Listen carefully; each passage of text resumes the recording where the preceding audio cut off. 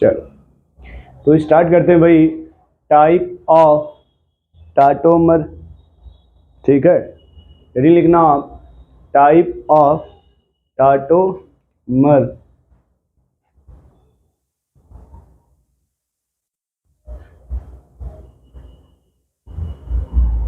यानी लिख लो आप टाइप ऑफ टाटोमर। ये टाटोमर है ना, यही क्या डाल दो आप, टाइप, ठीक है, टाइप ऑफ टाटोमर, ठीक है। पहला लिखो इसमें डायड सिस्टम। फर्स्ट जो पढ़ेंगे वो DIAD, डायड सिस्टम, ठीक है। डायड को ही हिंदी में दयाद कहा जाता है। दयाद किसको कहा जाता है भाई, अपने बगल वाले पड़ोसी को, अपने बगल वाले पड़ोसी को दयाद कहा जाता है। और टाटोमर के केस में डायड कहा जाता है, डायड या डयाड बोल सकते हैं, डयाड, ठीक है। तो इसमें क्या होता है लिख लेना, इसमें व्हेन ऑसिलेटिंग एटम, लिखिएगा व्हेन ऑसिलेटिंग एटम, देखो भाई when oscillating atom oscillating atom oscillate between number of 1 to 2 and 2 to 1. When oscillating atom oscillate between number of 1 to 2 and 2 to 1, then it is called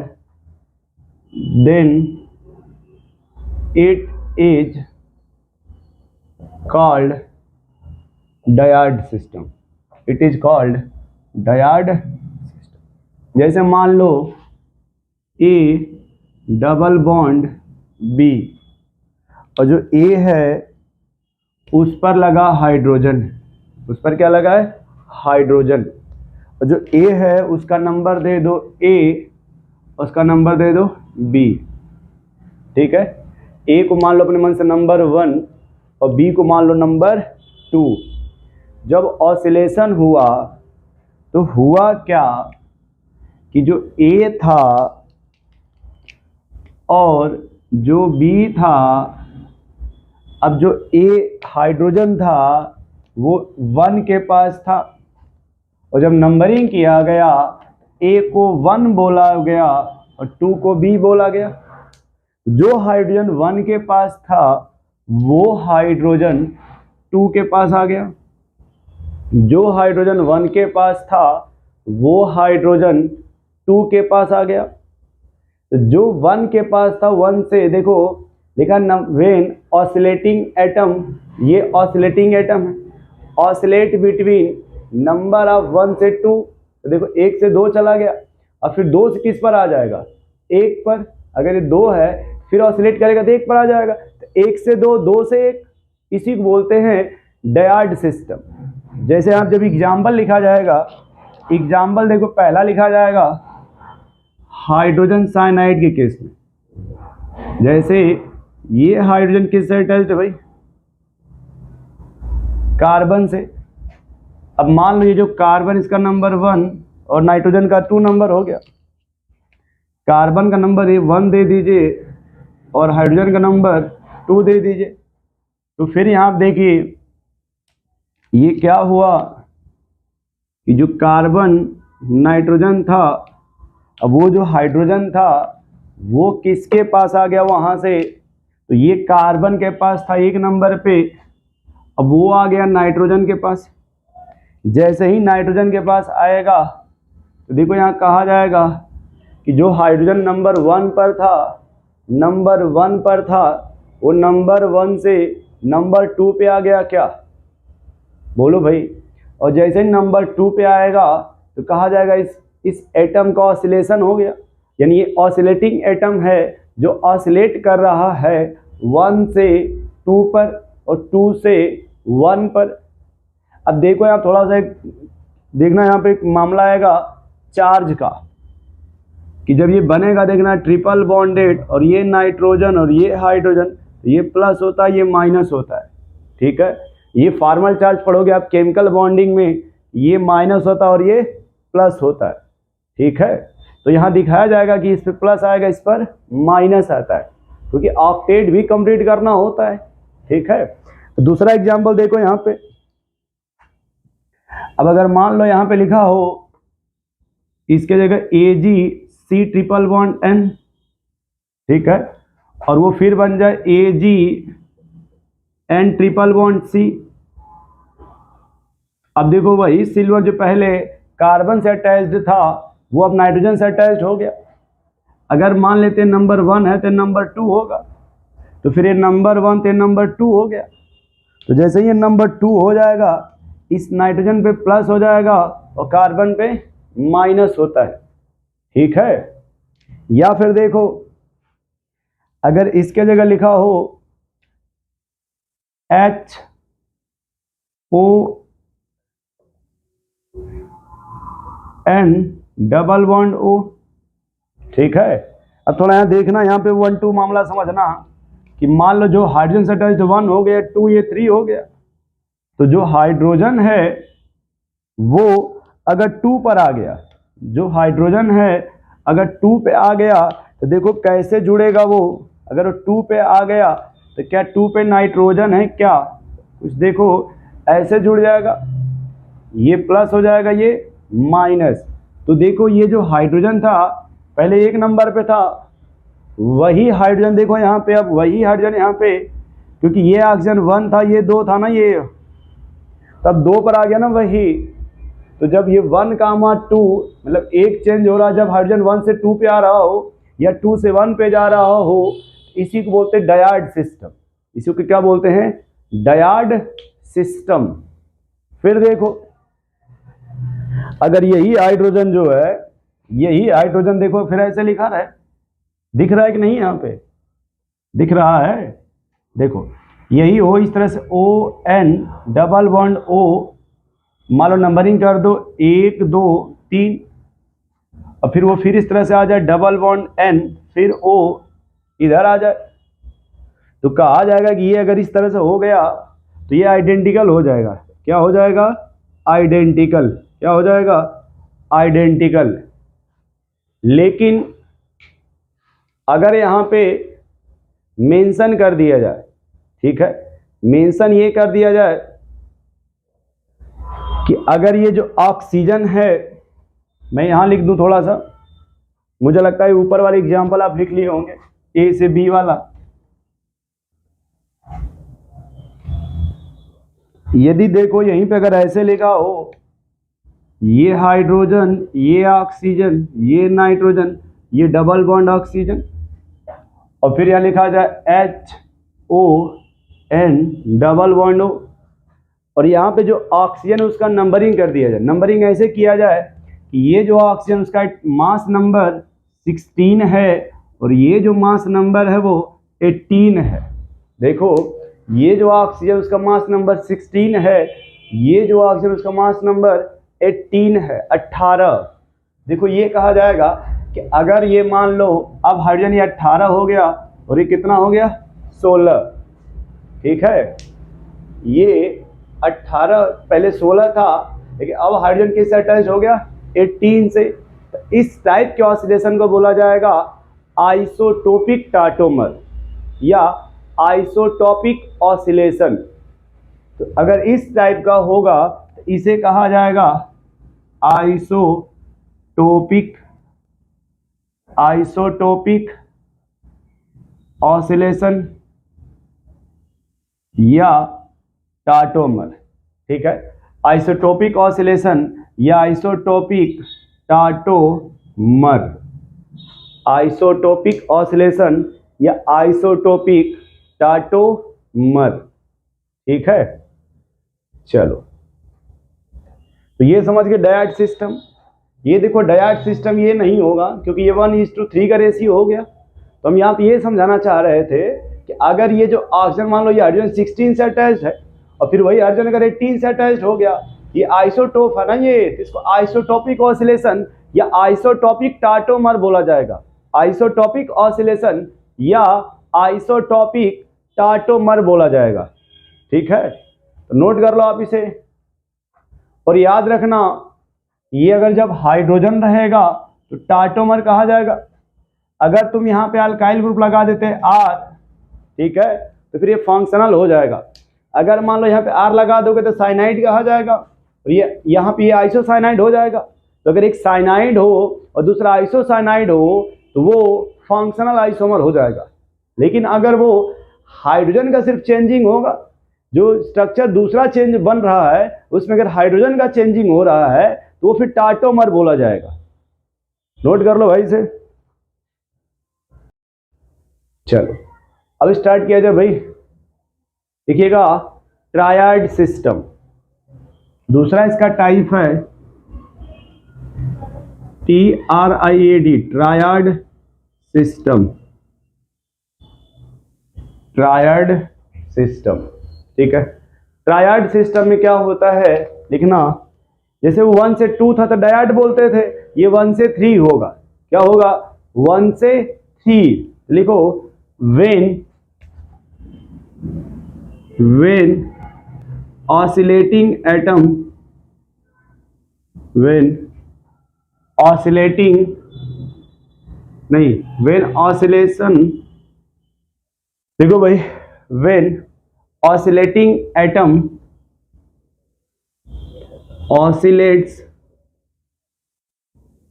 है ना, when oscillating atom oscillates, देखो भाई, oscillates between atom number 1 to 3 and 3 to 1. When oscillating atom oscillates between 1 to 3 and 3 to 1, मतलब 1 से 3 और 3 से 1 पे हो रहा है, तब इस तरह के सिस्टम को बोलेंगे triad system. Triad system, TRIAD, triad system.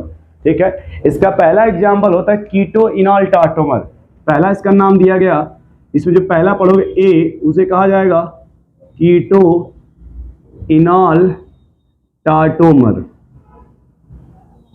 इसे कहा जाएगा कीटो इनॉल टाटोमर। अब हम लोग ये देखेंगे, ये जो कीटो इनॉल टाटोमर है इसका क्या मतलब है या इसका क्या मीनिंग है। देखो, अगर कहीं लिखा हो ये RC++OCH, तो 2 वैलेंसी मान लो हम R से ऐसे दे देते हैं, R से पूरा कर लेते हैं। ठीक है, तो अगर हम R से पूरा कर दिया, किसी से पूरा कर दो, उससे कोई मैटर नहीं करता। ठीक है, अगर 2 कार्बन के बीच में अगर C++O है तो इसे कीटोन कहते हैं। क्या कहते हैं? कीटोन। अच्छा, इसका तरीका देखो क्या होता है कि मान लो ये X है, ये Y है और ये Z है, और X पे कौन है? हाइड्रोजन। जो हाइड्रोजन है वो किस पर है? X पर। ये 1, ये 2 और ये 3। जब इसमें ऑसिलेशन होगा, ये जो 1 पे हाइड्रोजन है ये किस पर आ जाएगा? 3 पर, और जो 2 और 3 के बीच में पाई बॉन्ड है चला जाएगा 1 और 2 के बीच में। थोड़ा ध्यान से देखना कि ये जो 1 पे हाइड्रोजन है ये आ जाएगा Z पर, यानी 3 पे, और यहाँ जो Y 2 और 3 के बीच में जो पाई बॉन्ड है ये पाई बॉन्ड चला जाएगा X और Y के केस में। तो कैसे बनेगा ये XYZ? देखो क्या होगा कि जो Z है उस पर कौन आ जाएगा? हाइड्रोजन, और यहाँ क्या बन जाएगा? Pi bond. ये देखो फिर वही नंबरिंग है ना। अब तो जो पहले हाइड्रोजन देखो 1 पर था, वही हाइड्रोजन अब 3 पर आ गया। इसी को कहते हैं भाई 1 to 3 और 3 to 1। 1 से 3 और 3 से अगर एक का ऑसिलेशन हो रहा है उसे कहा जाएगा ट्रायड सिस्टम। उसे क्या कहा जाएगा? Triad system. ठीक है, अब देखो यहाँ पे वही चेंज यहाँ पे है, उसी को अगर यहाँ बोर्ड पे देखा जाए, इसी एग्जाम्पल को। ठीक है, चलो नहीं मिटा रहे, देखो समझना, इनको हटा दो पहले, है ना, ताकि डिस्टरबेंस ना हो ज़्यादा। हमें बस फ्रेश बनाना है कि समझ में आ जाए पहले, फिर बाद में आप अपना ये अपना तामझाम लगा लेना, ठीक है। देखो मान लेते हैं कि ये जो कार्बन है इसको 1 मान लो, ये 2 और ये 3, ठीक है। तो कहा गया कि जो कार्बन नंबर 1 होगा उसका हाइड्रोजन 3 पर चला जाए, यानी जो कार्बन 1 है यानी उसका हाइड्रोजन ये 3 पर चला जाए, और यहाँ जो 2 3 की जो पाई बॉन्ड है वो 1 और 2 के बीच में आ जाए, 1 और 2 के बीच में आ जाए। तो थोड़ा देखो कैसा स्ट्रक्चर बनेगा।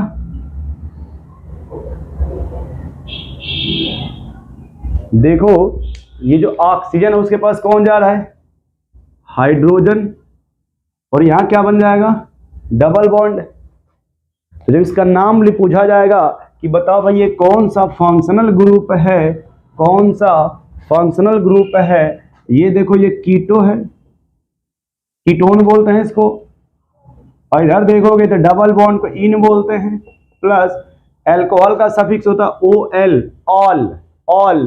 तो जब इन दोनों को मिला के बोलते हैं तो इनॉल बोलते हैं, क्या बोलते हैं भाई, इनॉल। तो जब पूछा जाएगा इसको तो कहा जाएगा ये आपस में किस टाइप का आइसोमर है, ये कैसा है भाई, कीटो इनॉल टाटोमर। ये कैसा आइसोमर है, तो ये है कीटो इनॉल टाटोमर। कैसा ये है, कीटो इनॉल टाटोमर, ठीक है। अब देखो थोड़ा यहां पे कि अगर इसमें ये पूछा जाए कि अगर मान लो जो इनॉल है और ये कीटो है, अगर मान लो इसका पूछा जाए कि भाई कब इनॉल बनना चाहेगा, कब इनॉल बनना चाहेगा, ठीक है। तो मान लो अगर इनॉल इज, अगर जो इनॉल बन रहा हो वो एरोमेटिक हो, क्या हो, एरोमेटिक होगा तो ज़्यादा स्टेबल होगा कीटो से। जैसे ये देखो ऐसे दिया हो, ये कीटो ग्रुप है, क्या है ये, कीटो ग्रुप, और यहाँ पे देखो ये हाइड्रोजन है। तो रिश्ता यही बात हुई थी रिश्ते का कि जो हाइड्रोजन है वो कहाँ चल जाएगा, ऑक्सीजन के पास, और जो यहाँ का पाई बॉन्ड है वो कार्बन के पास आएगा। देखो जैसे ही कार्बन के पास आएगा तो देखना ये तो पहले से कॉमन है, तो जो कॉमन है उसको चेंज नहीं किया जाएगा। ऑक्सीजन के पास कौन चला गया, हाइड्रोजन चला गया, और यहाँ पे कौन आ गया, डबल बॉन्ड। जैसे ही डबल बॉन्ड आएगा ये कंपाउंड आपका एरोमेटिक बन जाएगा, ये कंपाउंड आपका एरोमेटिक बन जाएगा। तो यहाँ पे कहा जाएगा कि अगर ये एरोमेटिक है तो ये ज़्यादा स्टेबल होगा, ज़्यादा स्टेबल होगा। तो अगर मान लो ये इनॉल आपका फर्स्ट है और ये सेकंड है तो कहा जाएगा सेकंड ज़्यादा स्टेबल होगा फर्स्ट से, क्योंकि जो इनॉल बन रहा है वो एरोमेटिक बन रहा है। इनॉल कैसा बन रहा है, एरोमेटिक। अगर कहीं भी याद रखना कि अगर कीटो कंपाउंड से इनॉल बनेगा और अगर वो इनॉल एरोमेटिक हो रहा है तो वो रिएक्शन फॉरवर्ड जाएगी और वो हाईली स्टेबल होगा, वो हाईली स्टेबल होगा, क्योंकि एरोमेटिक बन गया ना ये हाईली स्टेबल होगा, ठीक है। नेक्स्ट एग्जांपल इसका लिखना B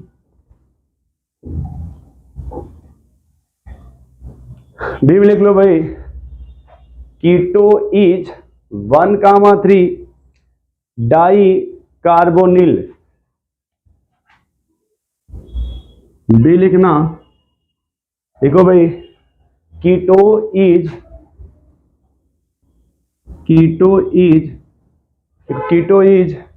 1,3 di carbonyl, 1,3 di carbonyl. अब जो कार्बोनिल है वो हो सकता एल्डिहाइड हो या फिर वो कीटोन हो सकता, ठीक है, विथ एसिडिक CH2 ग्रुप हो, एसिडिक CH2 ग्रुप हो, ठीक है, CH2 ग्रुप होगा इस केस में भी इनॉल डोमिनेंट होगा या ज़्यादा स्टेबल होगा कीटो से। इसको हम समझेंगे एग्जाम्पल के तरीके से। किससे सीखा जाएगा? ये कहना देखो ये चाह रहा है कि मान लो यहाँ पे एक कीटो ग्रुप है और इधर भी कीटो ग्रुप है, ठीक है। अगर मान लो तुमने कोई ग्रुप नहीं लगाया, यहाँ पे अगर H है एल्डिहाइड बोला जाएगा, ठीक है। और यहाँ ये जो कार्बन होगा यहाँ पे इस पे 2 हाइड्रोजन मिलेंगे, इसी 2 को मिला के CH2 बोला जाता है। कि अगर यहाँ पे CH2 होगा तो क्या होगा? अगर यहाँ पे लगा दे रहे हो आप R तो ये मान लो कीटोन बन जाएगा, इधर भी लगाते हो R तो ये कीटोन बन जाएगा, ठीक है। अब होगा क्या देखो, फिर वही कॉन्सेप्ट 1,3 कि अगर ये जो हाइड्रोजन है ये इधर चला गया और ये पाई यहाँ आ गया तो क्या बनेगा? थोड़ा देखो क्या बनेगा यहाँ पे, R या H जो भी है। अब देखो ये डबल बॉन्ड बन जाएगा, CH double bond O, H या R जो भी लिख रहे हो, और ये जाएगा OH। समझना थोड़ा यहाँ पे क्या होता है। तो देखो ये इनऑल बन गया। अब देखो इसमें क्या होता है कि जैसे ही यहाँ पे इनऑल बनेगा देखने में ये आएगा कि सर मामला तो और गंभीर हो गया।